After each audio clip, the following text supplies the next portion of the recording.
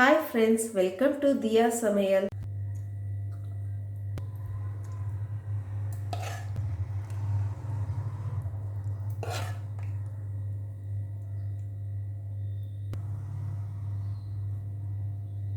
இன்னைக்கு என்ன சமைக்க போறோம்னா ஃப்ரெஷ்ஷான பச்சை பட்டாணியில் ஒரு கிரேவி. இது சப்பாத்தி தோசைக்கெல்லாம் ஒரு நல்ல சைட் டிஷ்ஷாக இருக்கும். வாங்க சமைக்கலாம். அதுக்கு முன்னாடி இது வரைக்கும் என் சேனலை சப்ஸ்கிரைப் பண்ணாதவங்க சப்ஸ்கிரைப் பண்ணி பக்கத்தில் இருக்க பெல் ஐக்கானை கிளிக் பண்ணி ஆல்ன்ற பட்டனை ப்ரெஸ் பண்ணிக்கோங்க. வாங்க சமைக்கலாம். கடாய் நல்லா சூடாயிடுச்சு.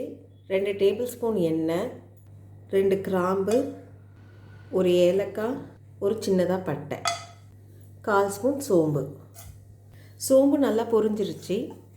2 பெரிய வெங்காயத்தை பொடிசாக நறுக்கி வச்சுருக்கேன், அதை சேர்த்துப்போம்.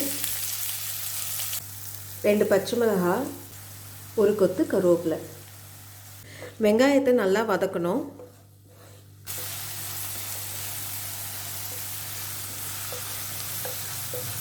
வெங்காயம் நல்லா வதங்கிடுச்சு. இந்த மாதிரி கண்ணாடி மாதிரி வரணும் வெங்காயம், அந்த அளவுக்கு நல்லா வதக்கணும். இந்த ஸ்டேஜில் 1 டேபிள் ஸ்பூன் இஞ்சி பூண்டு பேஸ்ட்டு ஆட் பண்ணிக்கலாம். இந்த எண்ணெயிலே இந்த இஞ்சி பூண்டு பேஸ்ட்டும் நல்லா வதக்கணும். பச்சை வாசனை போகிற அளவுக்கு நல்லா வதக்கிக்கலாம்.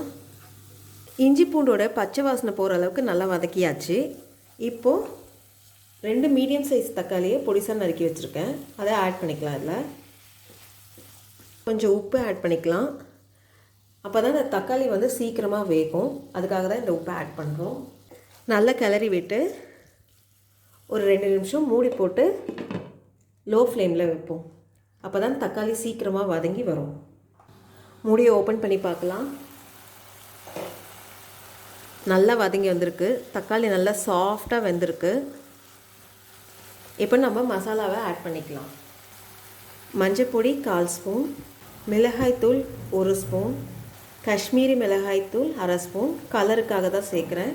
தனியாத்தூள் 1 ஸ்பூன், சீரகத்தூள் 1/4 ஸ்பூன், கரம் மசாலா 1/2 ஸ்பூன், தேவையான அளவு உப்பு. நல்லா கலரி விடலாம். அந்த எண்ணெயிலே ஒரு நிமிஷம் நல்லா கலரி விடணும். அப்போ தான் அந்த மசாலாவோடைய அந்த ரா ஸ்மெல்லாம் போய் ஒரு நல்ல ஃப்ளேவர் வரும் நம்மளுக்கு. நல்லா வதங்கிடுச்சு.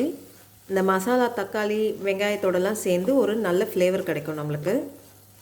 இப்போ நம்ம பச்சை பட்டாணியை ஆட் பண்ணிக்கலாம். நான் 1 கப்பு ஃப்ரெஷ்ஷான பச்சை பட்டாணியை எடுத்திருக்கேன். நம்மளுக்கு இது பச்சை பட்டாணியோட சீசன். பச்சை பட்டாணியை ஆட் பண்ணி நல்லா மிக்ஸ் பண்ணி விடுங்க.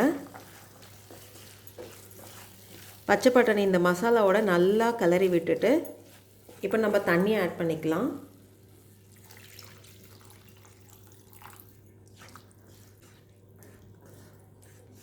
தண்ணியை ஆட் பண்ணி நல்லா அதை கிளறி விட்டுட்டு ஒரு கொதி வரட்டும். நல்லா கொதிக்க ஆரம்பிச்சிச்சு பாருங்கள். இப்போ நம்ம மூடி போட்டு ஒரு 5 நிமிஷம் லோ ஃப்ளேமில் வேகட்டும். இது வேகிறதுக்குள்ளே நான் 10 முந்திரியை ஊற வச்சுருக்கேன். இதை நம்ம பேஸ்ட் மாதிரி அரைச்சி எடுத்துக்கலாம். முந்திரியை அரைச்சி எடுத்துக்கிட்டேன். மூடியை திறந்து பார்க்கலாம். இந்த பட்டாணி அந்த மசாலாவோட நல்லா சேர்ந்து வெந்திருக்கு பாருங்கள்.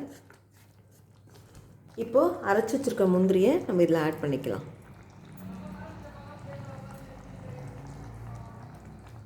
நல்லா மிக்ஸ் பண்ணி விடுங்க.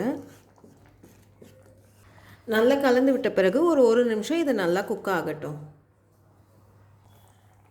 பச்சை பட்டாணி கிரேவி ரெடி ஆகிடுச்சு. இப்போ அடுப்பு ஆஃப் பண்ணிவிட்டு கொஞ்சம் கொத்தமல்லியை தூவி விடலாம். பட்டாணி கிரேவி ரெடி ஆகிடுச்சு. இந்த வீடியோ உங்களுக்கு பிடிச்சிருந்தா லைக் பண்ணுங்கள், ஷேர் பண்ணுங்கள், உங்களுடைய கருத்துக்களை எனக்கு கமெண்ட் பண்ணுங்கள். இது வரைக்கும் என் சேனலை சப்ஸ்கிரைப் பண்ணாதவங்க சப்ஸ்கிரைப் பண்ணி பக்கத்தில் இருக்க பெல் ஐக்கானை கிளிக் பண்ணி ஆல்ன்ற பட்டனை ப்ரெஸ் பண்ணுங்கள். அப்போ தான் நான் போடுற வீடியோ உடனுக்குடனே உங்களுக்கு நோட்டிஃபிகேஷனாக வரும். நன்றி, வணக்கம்.